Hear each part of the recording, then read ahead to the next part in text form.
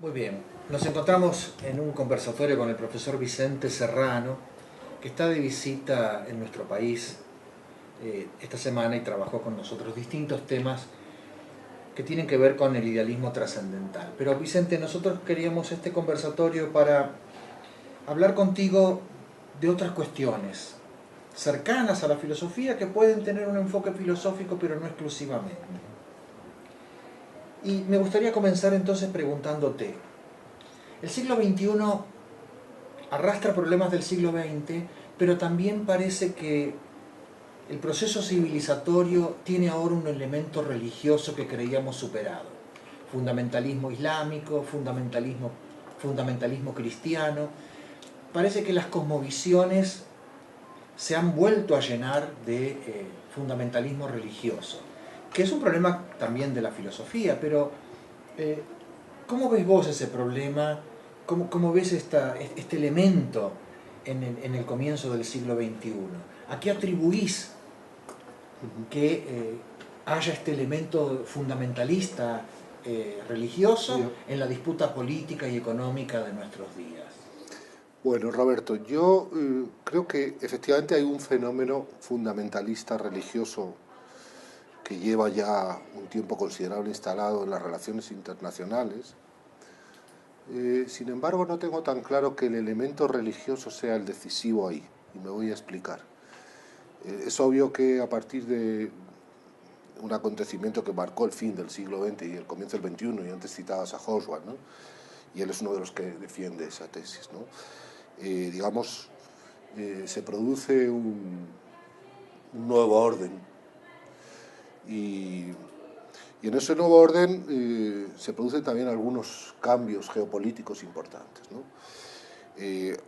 Hay un territorio que es un territorio en disputa, que es el Oriente Medio, donde el Islam, bueno, pues es dominante desde hace siglos, por supuesto, donde hay dos elementos en mi análisis que son decisivos. Uno, desde luego, por supuesto, son los recursos vinculados al petróleo, y luego el otro es su posición geopolítica, porque su posición geopolítica no es cualquiera.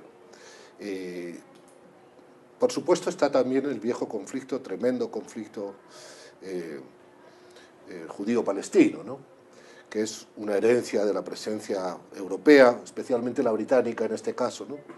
Pero yo creo que el elemento determinante no es tanto, por supuesto los recursos petrolíferos lo son, pero no solo, y desde luego el elemento religioso creo que es un factor sobrevenido, no sé hasta qué punto, incluso artificialmente, digamos, alimentado, ¿no?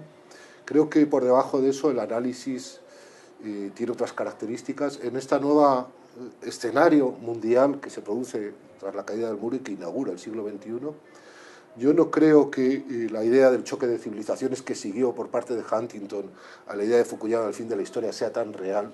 Yo creo que se reviste un tipo de conflicto donde hay una potencia que está ahí desde hace mucho tiempo, que tiene una presencia enorme, llena de paradojas, porque sigue teniendo los símbolos comunistas en su bandera, ¿verdad?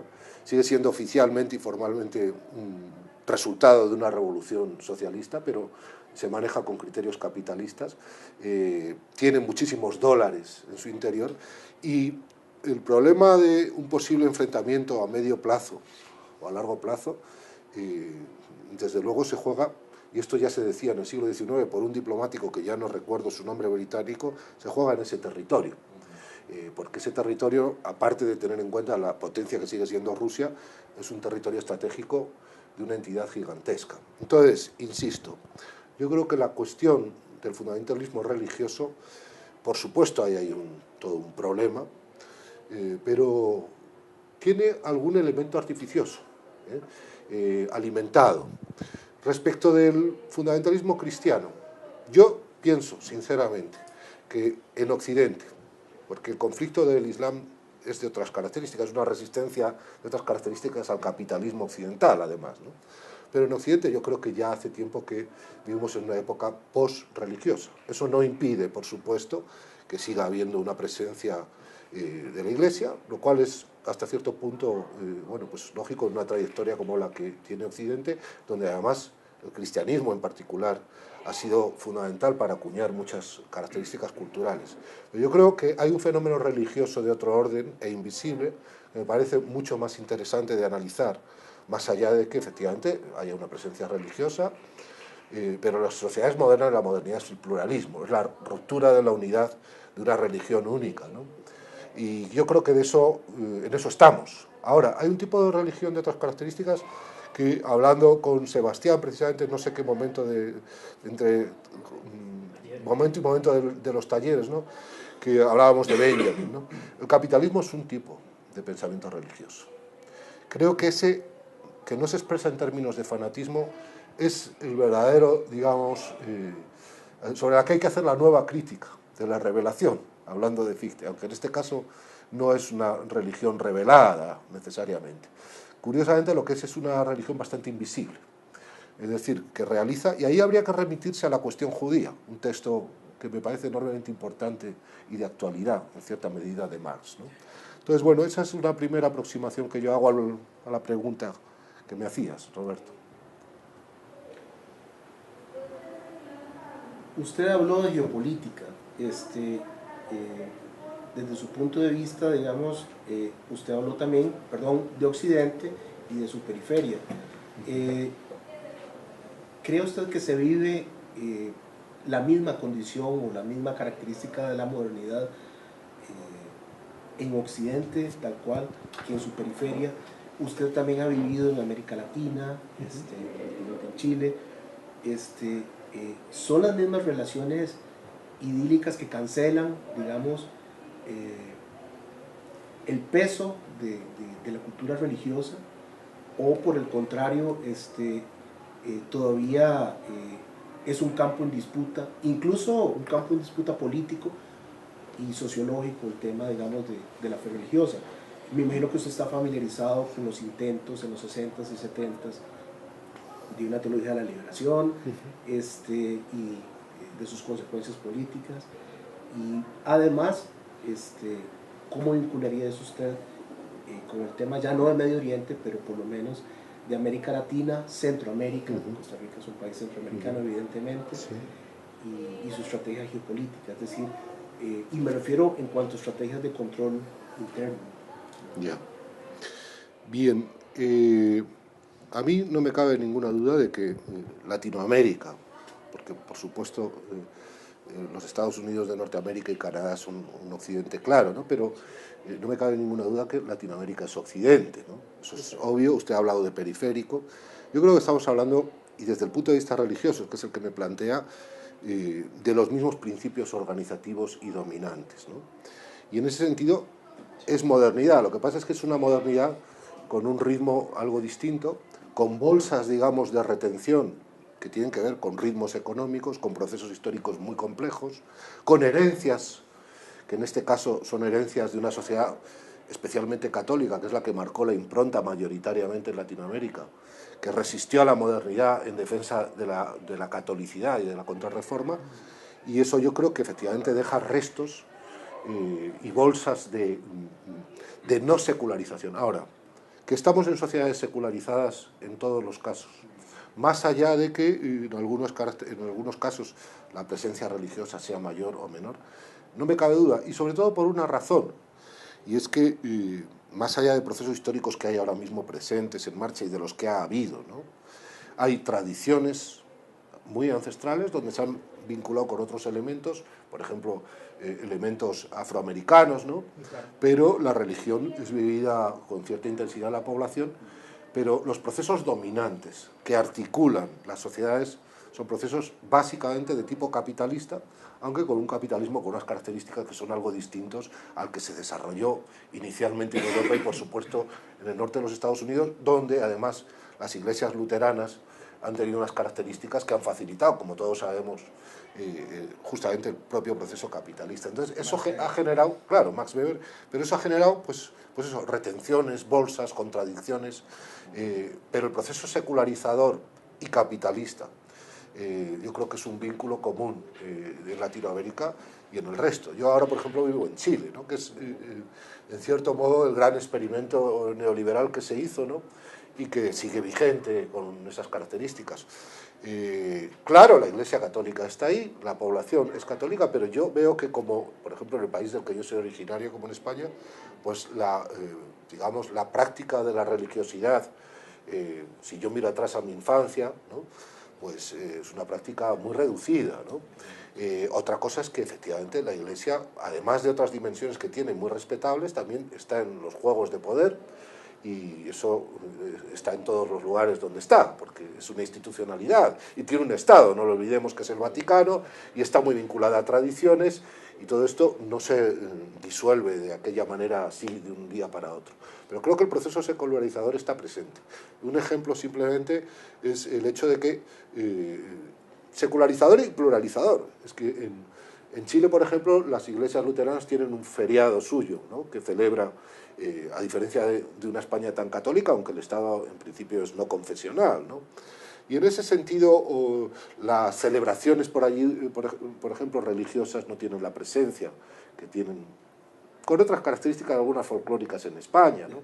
Pero en general yo creo que, indudablemente, la impronta católica en Latinoamérica es enorme, pero yo creo que la disputa entre la religión capitalista y la religión católica se decanta claramente en torno a la religión del capital. Sí, pero respecto al catolicismo. Pero la principal potencia de Occidente, económica y militar, son los Estados Unidos. ¿Sí? En los Estados Unidos, la religiosidad y el capitalismo, difuminado en un montón de pequeñas iglesias que sí son fundamentalistas, rige la política, tiene un efecto político, cultural, y marcan la pauta, invaden naciones. Sí. Cuando decía hace un ratito fundamentalismo religioso, me refería a eso. Me refería a ese montón de iglesias que en los Estados Unidos tienen un enorme poder político y dirigen espiritualmente el complejo militar industrial. ¿Qué tipo de modernidad es esa? Ya. Bien, ahí habría que ir a la premisa mayor. La premisa mayor, en el fondo, está fundada en datos, tal como tú la planteas, Roberto, ¿no? Yo, desgraciadamente, tengo algún conocimiento, pero no tengo un conocimiento profundo de cuáles son los resortes que mueven la política internacional hegemónica de los Estados Unidos, pero yo creo que sería excesivo simplificarla, en todo caso, en que haya determinadas confesiones religiosas luteranas que determinen esa política. Yo creo que el tema no es tan sencillo, yo creo que hay bueno, pues elementos que están en la propia constitución de lo norteamericano, ¿no? Estoy pensando en la doctrina de Monroe, que de algún modo marca una inercia que determina bueno, pues un intento de hegemonía en todo el continente, ¿no? Y yo creo que eso va mucho más allá de la cuestión religiosa en sentido estricto, porque hay otro tipo de expansión, que es una expansión, efectivamente, tú lo has mencionado, económica, pero que va apoyada con lo militar, y esa inercia expansiva tiene que ver con el crecimiento de una potencia como los Estados Unidos, que inicialmente, como sabemos, son 13 colonias que van ocupando territorio, que se les va quedando pequeño, y todos sabemos que ese proceso también lo vivió Europa, y cuando Estados Unidos toma la hegemonía y el testigo de potencia a la colonia, digamos, al imperio británico, pues necesita recursos, necesita áreas de influencia. Una de ellas es Latinoamérica, pero todos sabemos que otra es el Pacífico, ¿no? Y de una importancia enorme. Entonces, no creo que esto venga solo vinculado a intereses religiosos, particularizados en distintas confesiones religiosas, por mucho que tengan influencia, porque el catolicismo también está ahí en conflicto y en debate, ¿no? Y más bien creo que tiene que ver con eso que, vuelvo a insistir, es la condición misma del capital, que es la expansión. Eso es un viejo tema desde los análisis de Lenin sobre la noción de imperialismo, ¿no? Que ahora se ha reformulado, yo creo, un poco artificiosamente, y se ha desplazado, por ejemplo, por Negri con la idea de imperio, pero ya con una estructura de otras características que no sería la de imperialismo, ¿no?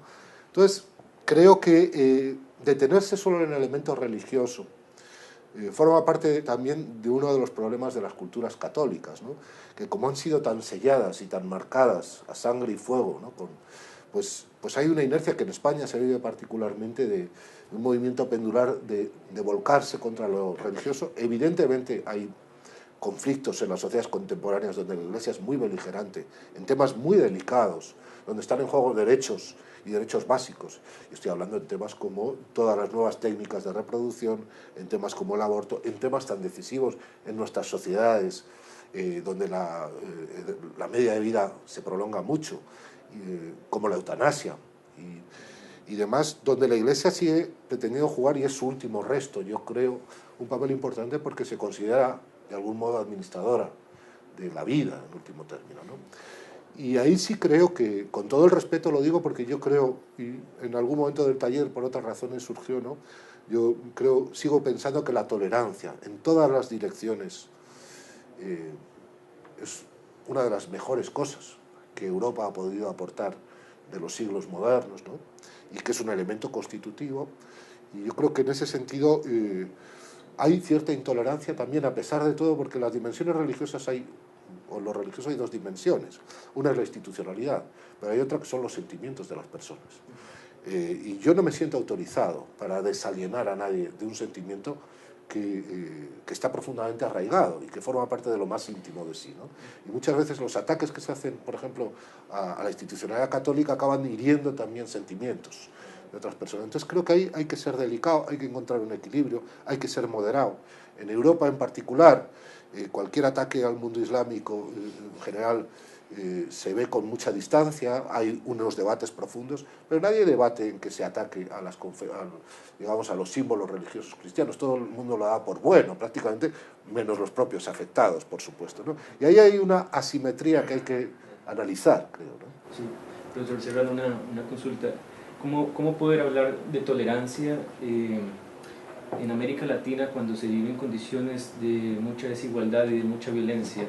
¿Cómo apreciaría usted ese tema con respecto al tema de la tolerancia, si no habría más bien que pensar por respeto? Sí. Bueno, yo creo que la tolerancia y el respeto no pueden ir nunca separados, porque en el fondo tienen relación. La tolerancia es un respeto a la diferencia, ¿no? Y ese es un punto de partida. Ahora, yo creo que he sido explícito cuando he hablado de la tolerancia de Europa. Hay cosas que son intolerables, en concreto la injusticia. Yo creo que el gran problema que tiene por resolver Occidente, tiene otros muchos, es el problema de la justicia. Porque no tenemos un concepto de justicia. Nosotros, como modernos, tenemos aproximaciones al problema de la justicia desde los derechos subjetivos. Es decir, todos aparentemente tenemos derecho a todo. Luego sabemos que en la realidad eso es formal, eso son las grandes declaraciones que constituyen las revoluciones burguesas, ya criticadas por formales por la tradición marxista, por ejemplo. Pero lo que no tenemos es el diseño de un orden justo, que es lo que de algún modo habían construido los antiguos, frágil, endeble, ¿no? Esa fragilidad del bien de la que habla Martha Nussbaum, que me parece una descripción bonita, ¿no? Nosotros simplemente no es que tengamos una fragilidad del bien, es que no tenemos un concepto de justicia. Entonces, nuestro concepto de justicia se limita a respetar la libertad del otro y evitar determinados abusos, pero eso no es suficiente. Entonces, creo que un reto por pensar en el Occidente contemporáneo es un orden justo. Y en Latinoamérica es evidente que hay mucha injusticia. Entonces, claro, en principio la injusticia es intolerable. Ahora, la pregunta es respecto de la intolerancia o los grados de tolerancia. La pregunta es, ¿la violencia va a instaurar un orden justo? Las experiencias históricas no van en esa dirección. Entonces, creo que tenemos que hacer un esfuerzo por pensar, por redescubrir dimensiones, sensibilidades, admitiendo por lo menos un mínimo que ya tenemos, que son marcos formales, que sabemos que son insuficientes, pero no podemos retroceder, ni podemos tampoco tratar de instalar utopías sangrientas.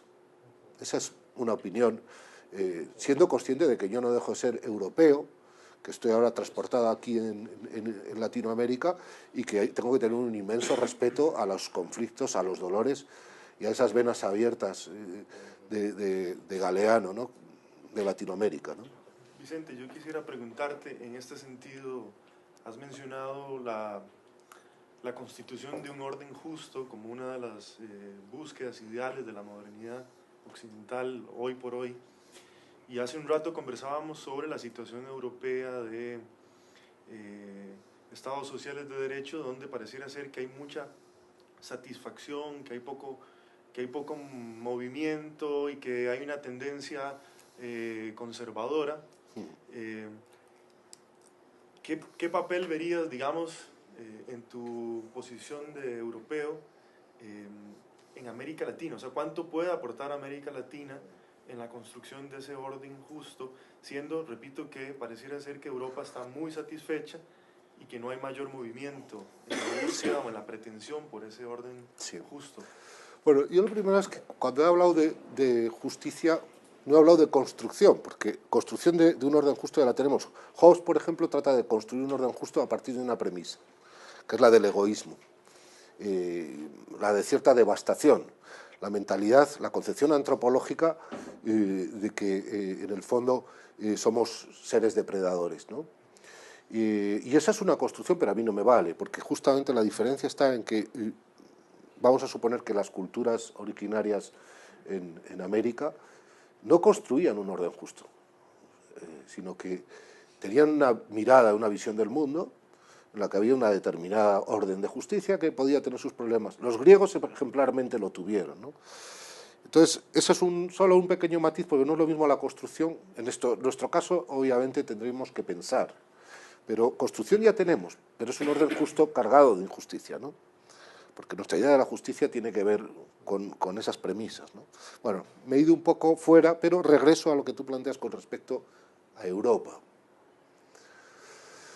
Bueno, Europa es una sociedad predadora en sus orígenes, en su constitución, como la Europa moderna, el orden al que llega Europa, las grandes proclamas universales de libertad y de igualdad, etcétera, depende sus grandes hallazgos en la revolución industrial y todo lo que eso lleva, la ciencia, y el pensamiento filosófico, el que nosotros hemos estudiado aquí en parte estos días, dependen de la extracción de recursos, primero en América, luego continuaron en África y luego también en Asia.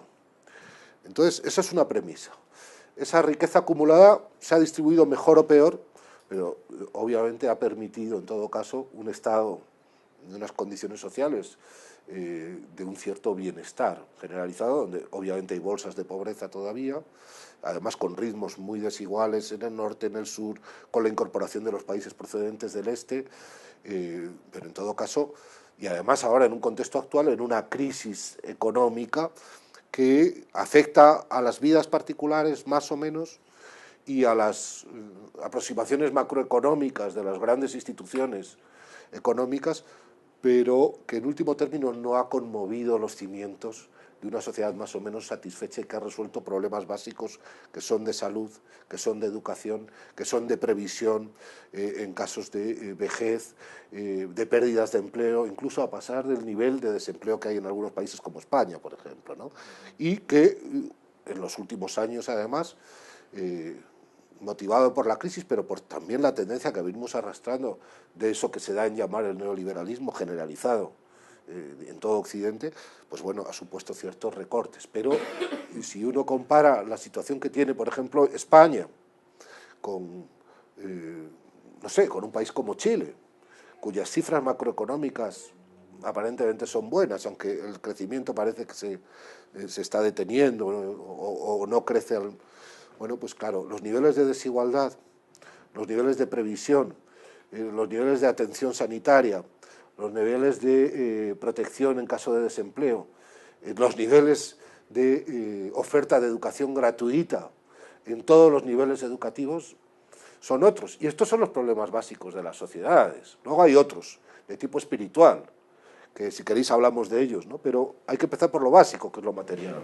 En relación con eso, profesor, ayer usted nos hablaba que España es una sociedad cansada y que encontraría fuentes de renovación en pensamientos de la historia de América Latina. ¿Podría profundizar sobre eso? Sí, bueno, yo creo que España fuentes de renovación no las va a encontrar en ningún sitio. No quiero tampoco ser muy pesimista ni muy derrotista, pero claro, estamos hablando de sociedades muy antiguas. España, además, no me voy a centrar en eso, prefiero que hablemos de la otra parte, arrastra conflictos en su propia constitución como nación, que no es que esté dividida, sino que está multidividida, y no es cuestión ahora de entrar en eso, ¿no? En su propia constitución.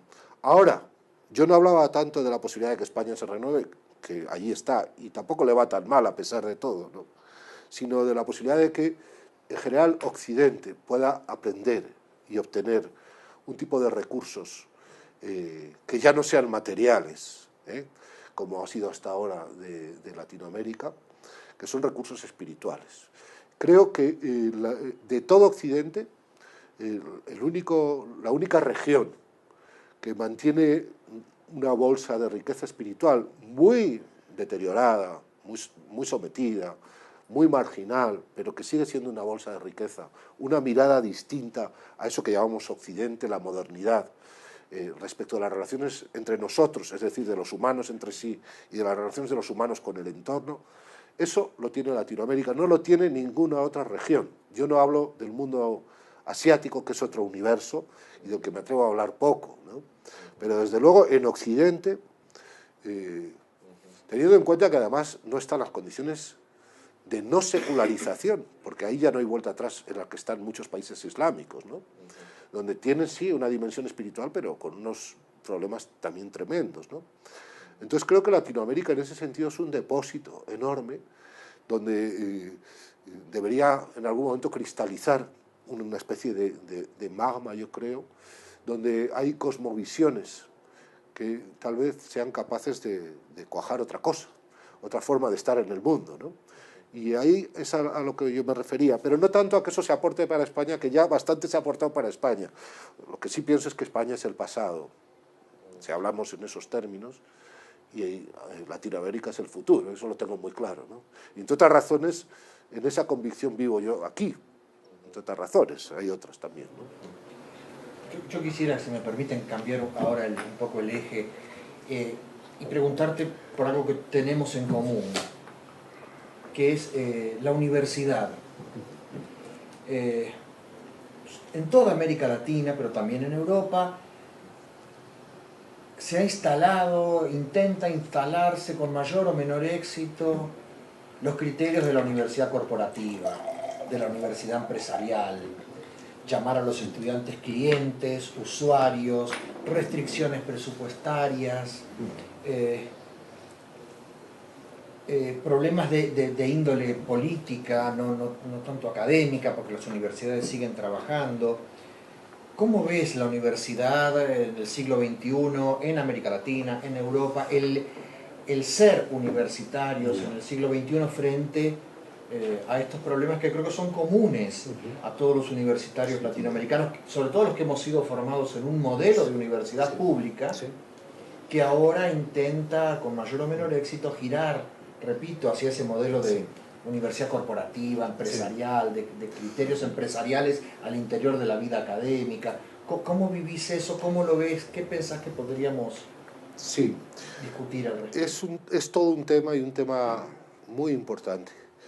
Yo no tengo idealizada la universidad. Yo recuerdo en un congreso sobre Fichte, precisamente en Brasil el año pasado, un colega al que quiero mucho y que él está instalado en la añoranza de un modelo de universidad que es la universidad, digamos, alemana, etcétera, que nunca existió, por ejemplo, en España, porque no nos engañemos, nunca existió, ¿no? La universidad tradicional venía de instituciones medievales. En España, por ejemplo, conserva demasiados elementos de esas instituciones medievales, pero el modelo que tú has mencionado, en el que en cierto modo todos vivimos y es el que un poco tenemos como referente, es el modelo de la Universidad Humboldt.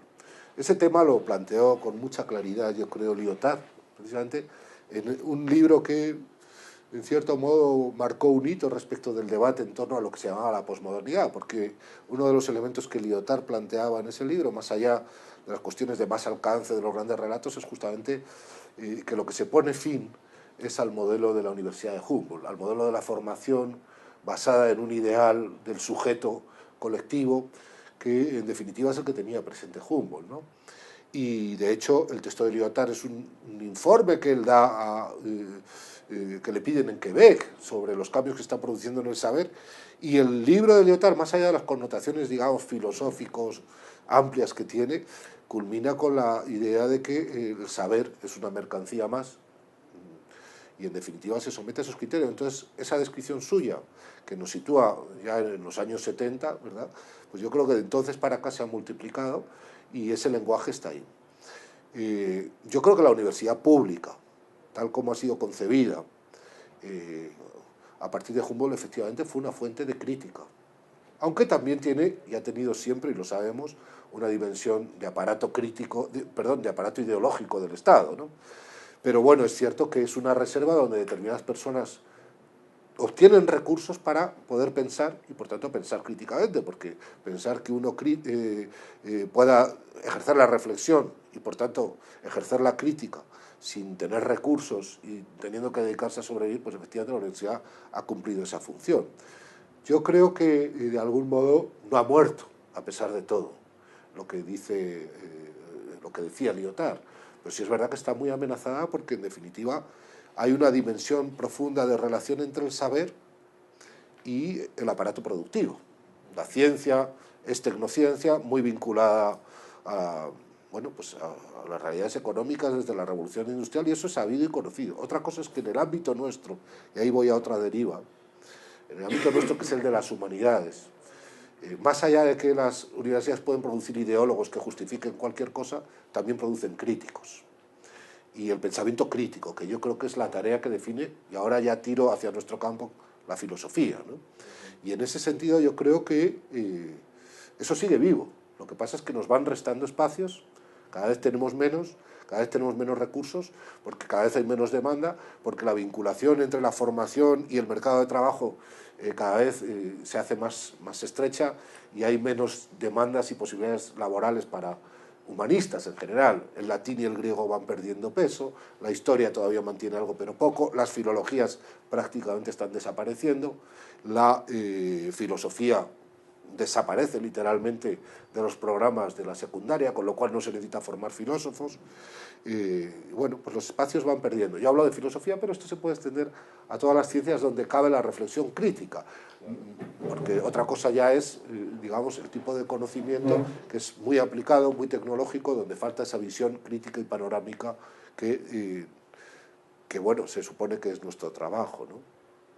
O sea, resumiendo, ese modelo de universidad está muy amenazado, va perdiendo terreno y se ha convertido en una relación directa entre el aparato productivo y el saber, pero yo creo, sinceramente, que todavía hay reductos, y la prueba de ello es que estamos aquí hablando, y hablando hasta donde yo sé ahora mismo con cierta libertad. A ver, tal vez sin idealizar el modelo de la Universidad de Humboldt o el modelo napoleónico de educación, etc., ¿no le parece que el asumir sin más al saber como una mercancía, independientemente de la dimensión teórica de capital simbólico,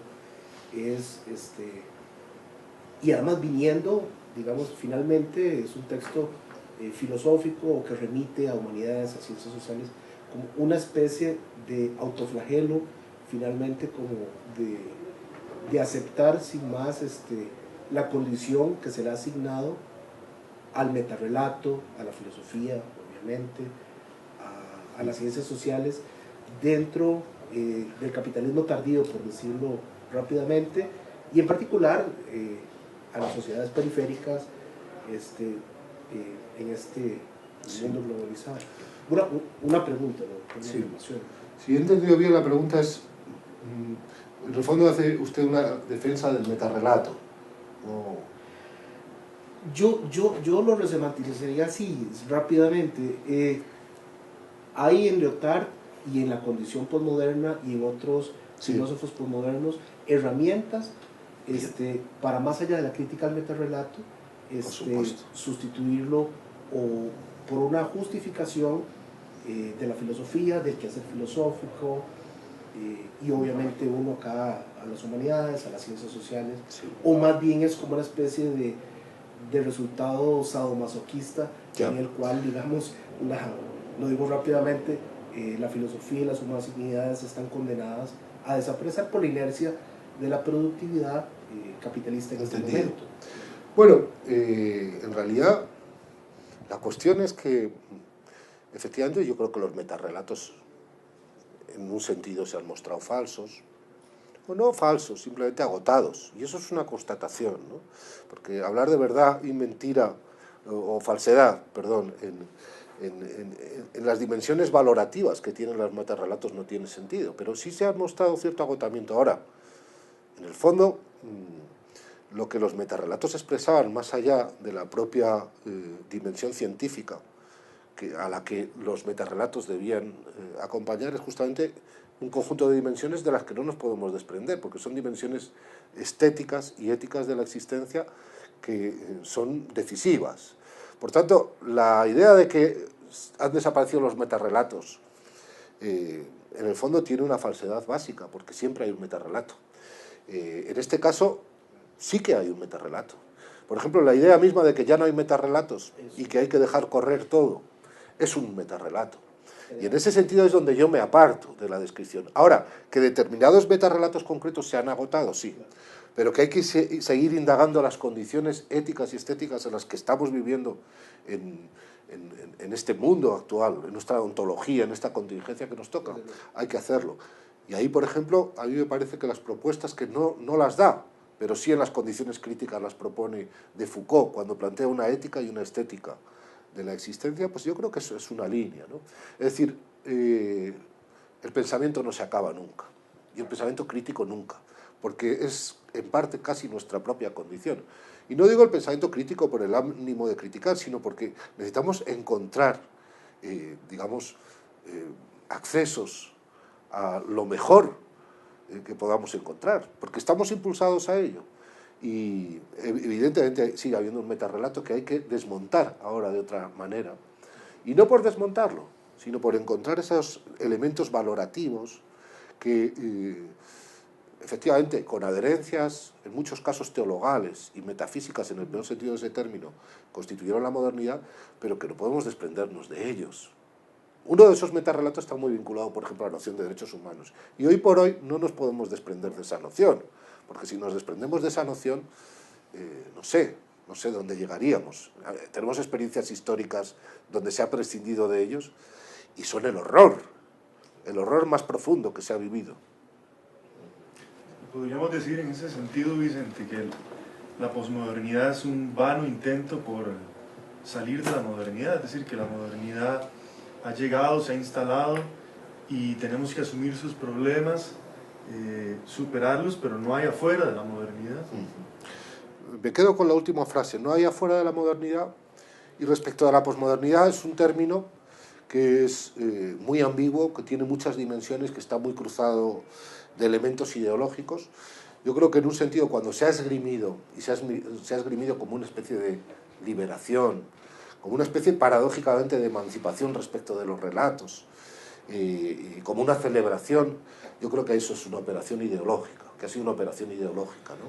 Muy vinculada a los procesos justamente que ponían fin a todo un ciclo que era el siglo XX, a los procesos que han tenido que ver con la emergencia, bueno, pues de la caída de aquella confrontación, con ese nuevo ciclo geopolítico que se inicia después de la caída del muro de Berlín y lo que supone, ¿no?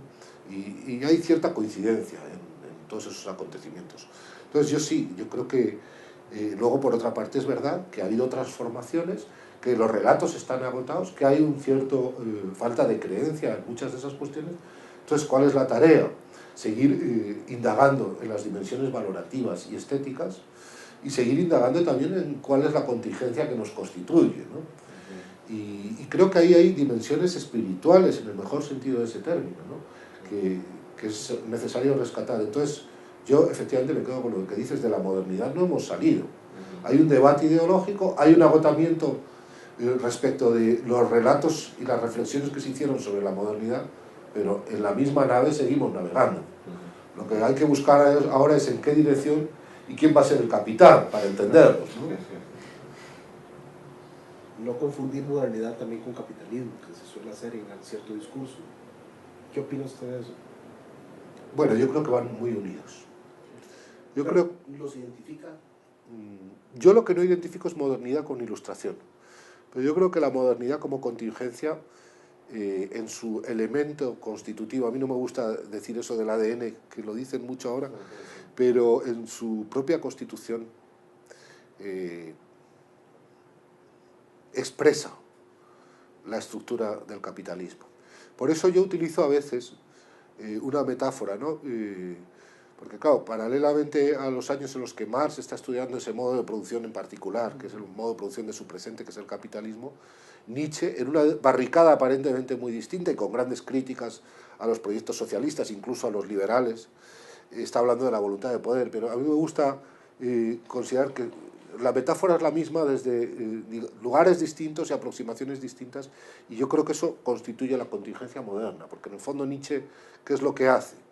No desde el análisis económico, sino desde el análisis de la tradición a la que él pertenece, es hacer una descripción de la ontología de la modernidad como voluntad de poder, ¿no? Y yo creo que el capitalismo y la voluntad de poder tienen mucho que ver, aunque la noción de poder no se refiere solo al poder político, sino a un poder mucho más sutil y profundo, que es esa especie de impulso indetenido a que el deseo siga incrementándose, ¿no? Condición sin la cual no habría demanda y por tanto tampoco habría un crecimiento constante, que es una condición para que el capital se constituya y siga desplegándose, ¿no? Para que se reproduzca, ¿no? Perdón, precisamente esa contingencia moderna instaló el cambio como la lógica permanente. Es decir, la modernidad es la época que cambia incesantemente. Sí, y así como ciertamente hay un ethos, ¿no?, que empata, capitalista, que empata con la modernidad, también podría la misma modernidad producir otro tipo de relación social, ¿no?, de ethos. Claro, de hecho, cuando yo decía, yo no distingo la modernidad del capitalismo en un sentido al menos, porque estamos hablando de órdenes, digamos, conceptuales distintos, ¿no? Pero sí que veo que tienen una raíz común. Pero decía, lo que sí distingo es la modernidad de la Ilustración, porque ante una contingencia determinada puede haber distintas respuestas. Una, por ejemplo, puede ser la respuesta posmoderna al uso de los que celebraron la posmodernidad, ¿no?, que es dar por bueno lo dado, y la otra es responder. Es decir, situarnos, por así decir, ante una contingencia en el orden de un deber ser posible, en la búsqueda de un límite a una cierta desmesura. Y hay filósofos y hay tradiciones modernas que a la vez de modernas son ilustradas y que tratan de poner frenos cada uno a su manera. Y un ejemplo, yo creo que a su manera, es Kant, es decir, no vamos aquí ahora a reproducir lo que todos sabemos, pero esa idea del imperativo categórico en el fondo es un límite, un exceso, donde todo queda instrumentalizado como objeto. Es un poco idealista. Antes de Kant lo había hecho de una manera un poco diferente Spinoza, donde había reflexionado desde el seno de la contingencia moderna la posibilidad de establecer límites, y había centrado su atención en algo que fue descuidado por Kant y por Marx, y que yo creo que hay que recuperar ahora, que es la dimensión afectiva, porque el capitalismo se infiltra en nuestra organización afectiva, y Spinoza propone un orden alternativo, ¿no? Y el otro es Marx, por poner tres ejemplos eximios, ¿no? Porque toda la reflexión de Marx está centrada justamente en combatir la desmesura, ya no en términos idealistas, e incluso en el mejor sentido de la palabra idealista, sino en términos muy concretos que tienen que ver con lo real profundamente de los humanos, que es el tiempo, y no en los términos de Heidegger, sino en lo que es el límite de la jornada de trabajo y en todos los análisis económicos que hace él al respecto de la producción del valor, ¿no? Pero Marx en ese sentido está muy moderno. Es decir, cuando Marx piensa la crítica de la economía política, y aún más joven, introduce, además que no es un tema nuevo ni tampoco original en Marx, pero nos habla de alienación, de enajenación,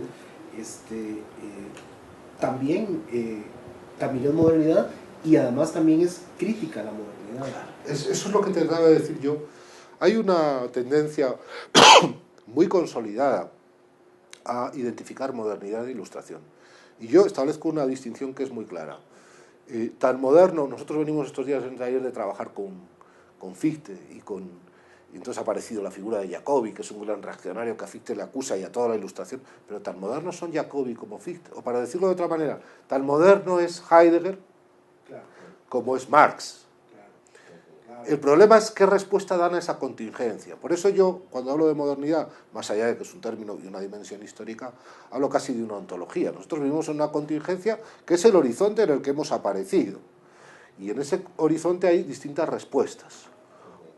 Y una respuesta es la respuesta crítica. Y la respuesta crítica es la respuesta ilustrada.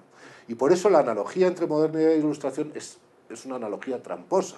Porque precisamente si tachamos a la vez la modernidad y la ilustración, estamos tachando cualquier respuesta crítica a la contingencia moderna. Estamos celebrando los aspectos más perversos que puede tener esa contingencia. La repetición y no la diferencia. Claro. Hay pues papel para la filosofía. Sí, claro. Todos los que estamos aquí nos dedicamos a eso y si no lo hubiera lo inventaríamos, porque yo creo que eso es una tendencia que está inscrita es una dimensión de lo humano como lo es la sonrisa, ¿no? Entonces, bueno, no creo que ningún humano conciba la vida sin encontrar momentos para sonreír. Y lo mismo creo que pasa para pensar críticamente y para encontrar, yo insisto, porque tampoco hace falta, para encontrar mejores condiciones de este lugar en el que estamos, que es la vida misma, ¿no? La existencia, con nosotros mismos y con otros, ¿no? En ese sentido, ¿no cabría renuncia a la ilustración, en la medida en que la ilustración conduce a una actitud que problematiza el presente constantemente? Yo ahí, por ejemplo, creo que Foucault es muy acertado cuando plantea la tarea de la filosofía como una tarea de hacer una ontología crítica del presente, recuperando la dimensión ilustrada, en el texto que él dedica al texto de Kant, ¿no? Yo creo que sí, que la ilustración, así entendida, sin duda es en nuestro universo, pero también si retrotraemos a Grecia, en realidad, en gran medida, la Grecia clásica, está muy vinculada a una cierta ilustración, ¿no? Otra cosa es que identificamos ilustración con modernidad y los relatos, y ahora sí retomamos allá de los relatos, en aquello que tienen, en el fondo, aunque sean aparentemente ilustrados, de contrailustrados, que van a favor, digamos, de la desmesura característica de esa contingencia. Claro, si adherimos las dos cosas, efectivamente, a lo mejor hay que llegar a la conclusión que yo creo que no es correcta a la que llega Adorno, pero como yo no hago eso, o sea, cuando Adorno dice que la ilustración es totalitaria, yo creo que está diciendo que determinadas formas perversas que surgen del mundo moderno, que están ancladas además digamos, en la constitución de lo moderno, efectivamente son totalitarias, pero no la ilustración, no la ilustración. Entonces yo ahí discrepo abiertamente de las tesis tan pesimistas de Adorno y Horkheimer en la dialéctica de la ilustración, porque además ellos no hablan de la modernidad, ellos hacen ya una construcción metafísica donde retrotraen la ilustración a Ulises, que es una operación que, por cierto, antes había hecho Nietzsche, cuando buscaba los principios de su época contemporánea también en los griegos, y es algo que reproduce el propio Heidegger en todo su juego, y lo digo de Adorno y Horkheimer, que vienen de una tradición crítica y que critican al propio Heidegger su jerga de la autenticidad y demás, ¿no? Pero Heidegger también reproduce eso mismo y tiene muchas analogías, de hecho, ¿no? Esa idea de que, bueno, desde el comienzo de Occidente hay un olvido del ser y todas estas cuestiones. Yo creo que la ilustración es un fenómeno que, insisto, es la ética de la modernidad, ese ethos del que hablaba Jorge de la modernidad. Entonces hay que ser muy cuidadosos en distinguir qué adherencias, vamos a llamarlas metafísicas, qué falsas nociones de orígenes supuestamente ilustrados lo son y cuáles no. Y esa es la tarea crítica una y otra vez, ¿no? Quería preguntarte por la ciencia, porque ahí sí, la ciencia como modo de saber dominante en la modernidad también tiene su historia, tiene su derrotero. Parecería que estamos cerca de una ciencia que ya no va a transformar la naturaleza, sino que va a reemplazarla.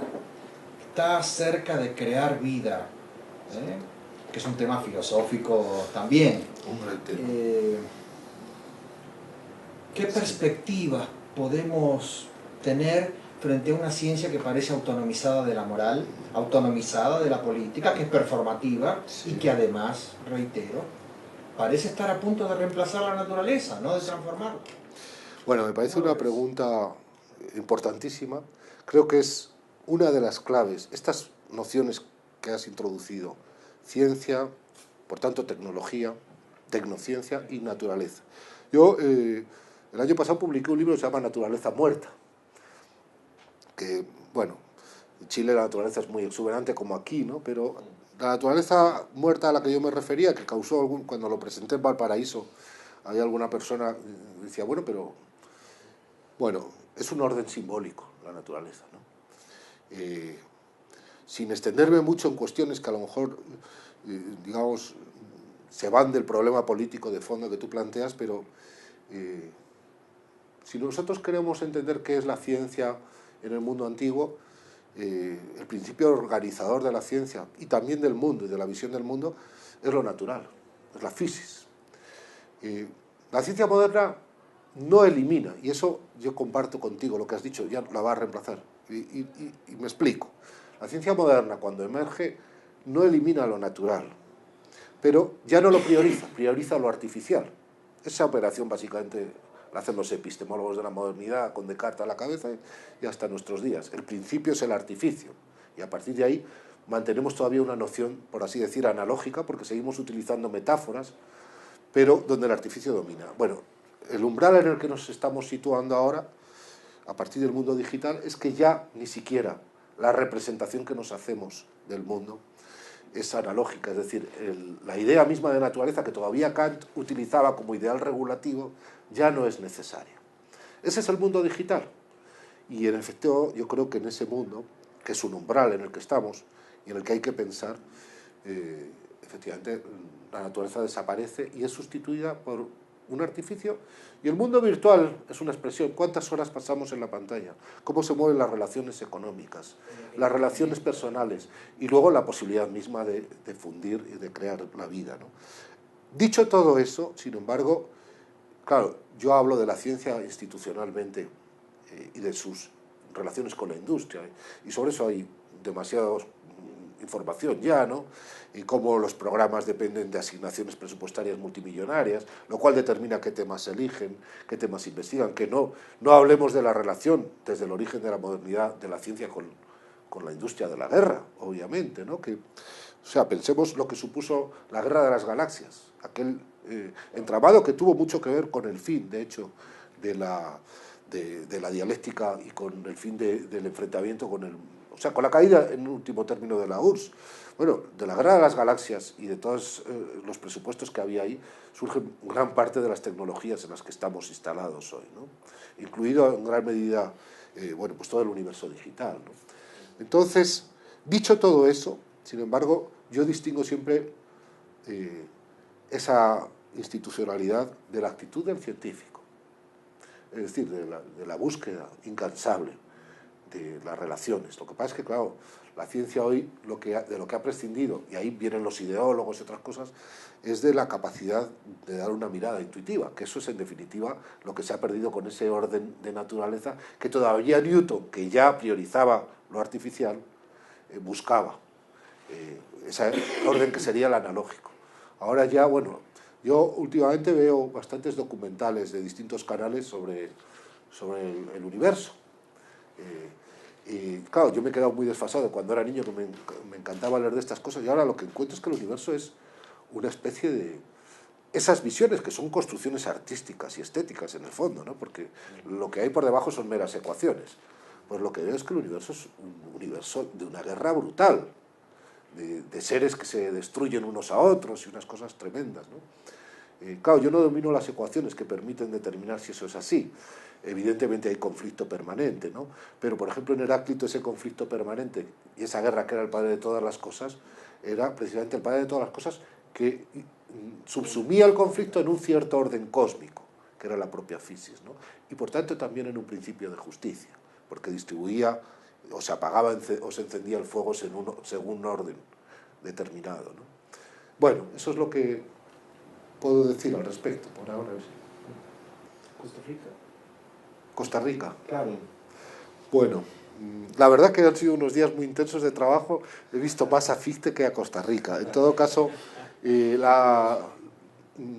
he tenido oportunidad de asomarme al paisaje, a ese verde, un verde en todo caso dulce, y amable, porque en principio no es una naturaleza agresiva, ¿no?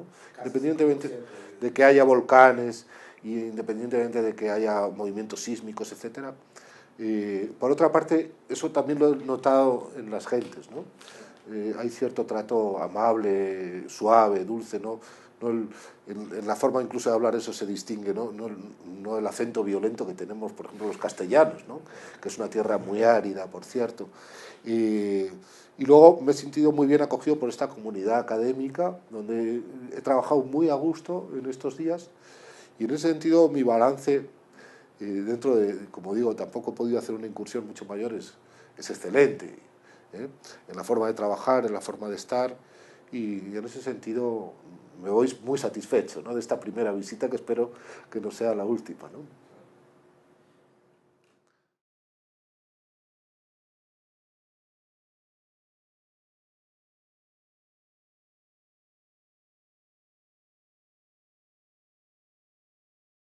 Se han vuelto a llenar de fundamentalismo religioso, que es un problema también de la filosofía, pero ¿cómo ves vos ese problema? ¿Cómo ves este elemento en el comienzo del siglo XXI? ¿A qué atribuís que haya este elemento fundamentalista religioso en la disputa política y económica de nuestros días? Bueno, Roberto, yo creo que efectivamente hay un fenómeno fundamentalista religioso que lleva ya un tiempo considerable instalado en las relaciones internacionales.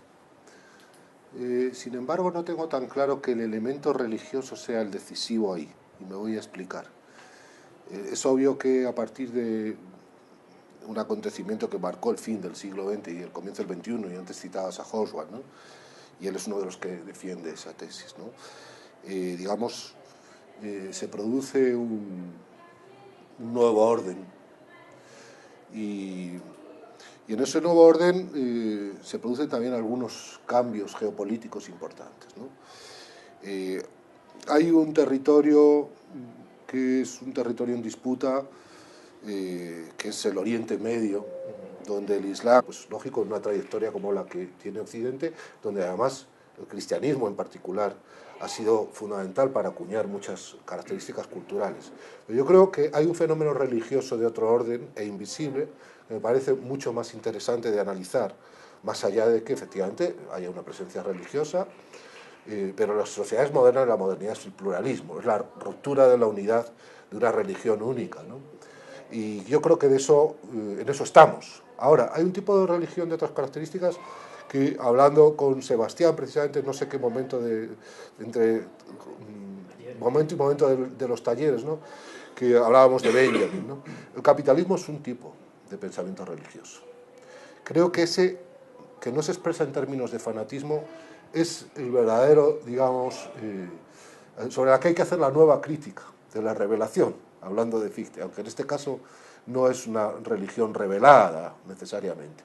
Curiosamente, lo que es una religión bastante invisible, es decir, que realiza, y ahí habría que remitirse a la cuestión judía, un texto que me parece enormemente importante y de actualidad, en cierta medida, de Marx, ¿no?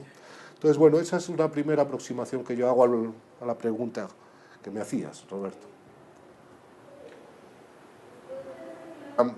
Bueno, pues es dominante desde hace siglos, por supuesto, donde hay dos elementos en mi análisis que son decisivos. Uno, desde luego, por supuesto, son los recursos vinculados al petróleo, y luego el otro es su posición geopolítica, porque su posición geopolítica no es cualquiera. Por supuesto está también el viejo conflicto, tremendo conflicto judío-palestino, ¿no? Que es una herencia de la presencia europea, especialmente la británica en este caso, ¿no? Pero yo creo que el elemento determinante no es tanto, por supuesto los recursos petrolíferos lo son, pero no solo, y desde luego el elemento religioso creo que es un factor sobrevenido, no sé hasta qué punto, incluso artificialmente, digamos, alimentado, ¿no?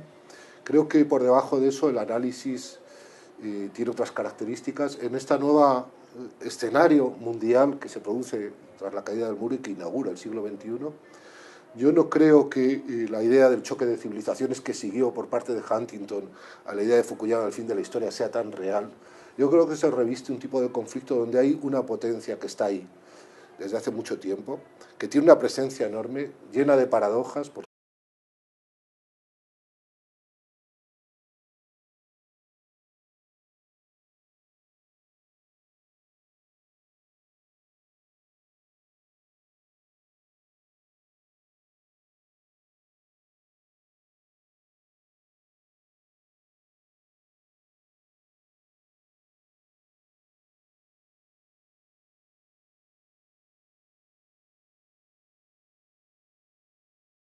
Muy bien, nos encontramos en un conversatorio con el profesor Vicente Serrano, que está de visita en nuestro país esta semana y trabajó con nosotros distintos temas que tienen que ver con el idealismo trascendental. Pero Vicente, nosotros queríamos este conversatorio para hablar contigo de otras cuestiones cercanas a la filosofía que pueden tener un enfoque filosófico, pero no exclusivamente. Y me gustaría comenzar entonces preguntándote, el siglo XXI arrastra problemas del siglo XX, pero también parece que el proceso civilizatorio tiene ahora un elemento religioso que creíamos superado. Fundamentalismo islámico, fundamentalismo cristiano. Parece que las cosmovisiones... que sigue teniendo los símbolos comunistas en su bandera, ¿verdad? Sigue siendo oficialmente y formalmente un resultado de una revolución socialista, pero se maneja con criterios capitalistas, tiene muchísimos dólares en su interior, y el problema de un posible enfrentamiento a medio plazo o a largo plazo, desde luego se juega, y esto ya se decía en el siglo XIX por un diplomático que ya no recuerdo su nombre británico, se juega en ese territorio. Porque ese territorio, aparte de tener en cuenta la potencia que sigue siendo Rusia, es un territorio estratégico de una entidad gigantesca. Entonces, insisto, yo creo que la cuestión del fundamentalismo religioso, por supuesto hay todo un problema, pero tiene algún elemento artificioso, alimentado. Respecto del fundamentalismo cristiano, yo pienso, sinceramente, que en Occidente, porque el conflicto del Islam es de otras características, es una resistencia de otras características al capitalismo occidental, además, ¿no? Pero en Occidente yo creo que ya hace tiempo que vivimos en una época post-religiosa. Eso no impide, por supuesto, que siga habiendo una presencia de la Iglesia, lo cual es hasta cierto punto, bueno,